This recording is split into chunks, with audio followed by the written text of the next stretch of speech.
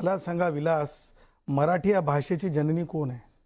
मराठी या भाषेची जननी संस्कृत आणि हिंदी आहे. संस्कृत आणि या हिंदी भाषेची जननी कोण आहे? इंडिक आहे. कुठून काढलं? तुम्हाला याचा अर्थ तुम्हाला अभ्यास नाही. अभिजात भाषा आहे. मराठी अभिजात भाषा आहे. तुम्ही असं काहीतरी बोलून एखाद्या गोष्टीचं भांडवल, मी तुम्हाला पुरावे देतो ना. पुन्हा मराठीचा अपमान तुमचा करताय. मोबाईल ओपन करा, तुम्हाला पुरावा दिलेला आहे विलास. गुगलवरून येतं का? गुगलवरून नाही, तुम्हाला स्वतंत्रपणे पाठवलेले हा. आहे. स्वतंत्रपणे पाठवलेले आहे, तुम्ही वाचून घ्या. आणि आता ऐका, मी कदापि हे मान्य तुम्ही करायला ऐकू तयार नाही नका, की तुम्ही हिंदी मान्य मराठी करू भाषेची जननी नका. आहे. तुम्ही हिंदी मान्य कशी काय करण्यावरून जननी असू ठरत नाही. शकते?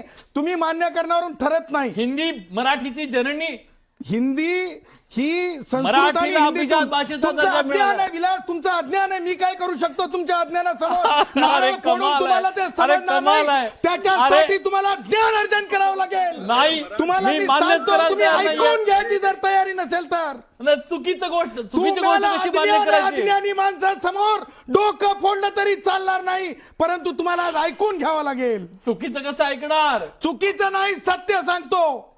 ते ठीक आहे.